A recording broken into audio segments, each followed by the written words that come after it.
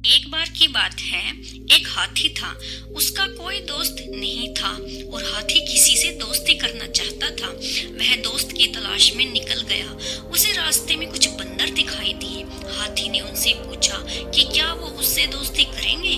बंदर हाथी के विशाल शरीर को देखकर डर गए और यह कहते हुए भाग गए कि वो तो पेड़ पर उछल कूद करते हैं और हाथी तो जमीन पर रहता है, इसीलिए उनकी आपस में दोस्ती नहीं हो सकती। आगे चलते हुए हाथी को कुछ पक्षी दिखाई दिए। हाथी ने उनसे दोस्ती करने के लिए कहा तो पक्षी भी विशाल हाथी से डर गए और यह कहते हुए कि वे तो आसमान में उड़ते हैं और हाथी जमीन पर रहता है, इसीलिए उनमें दोस्ती नहीं हो सकती। इतना कहकर पक्षी भी वहां से उड़ गए। आगे चलते हुए हाथी को चूहा दिखाई दिया। हाथी ने चूहे की तरफ दोस्ती का हाथ बढ़ाया तो चूहा भी डर गया और यह कहकर कि वो तो छोटा सा जीव है, वहां से भाग गया। कभी धोखे से हाथी का पैर उसके ऊपर रखा गया तो उसका क्या होगा।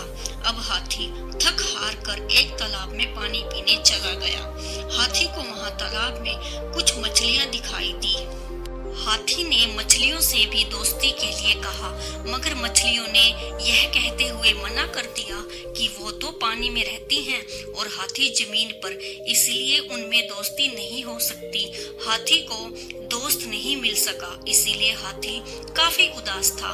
उसी समय जंगल में कहीं से एक खतरनाक शेर आ गया और उसने जंगल के निर्दोष जानवरों का शिकार करना शुरू कर दिया। शेर के डर से सभी जानवर बहुत भयभीत थे।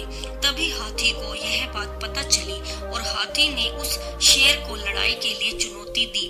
फिर दोनों में भयंकर लड़ाई हुई और हाथी ने शेर को बुरी तरह पराजित कर दिया और हाथी से डरकर शेर उस जंगल से भाग गया। हाथी की बहादुरी देखकर जंगल के सभी जानवर बहुत खुश हुए और सभी ने हाथी से दोस्ती कर ली और उसे अपना मुखिया बना लिया। इस प्रकार हाथी और जंगल के सभी जानवर खूब खेलते और मस्ती करते थे और खुशी खुशी रहने लगे। इस कहानी से हमें यह सीख मिलती है कि हम सभी को आपस में मिलजुल कर रहना चाहिए। Thanks for watching.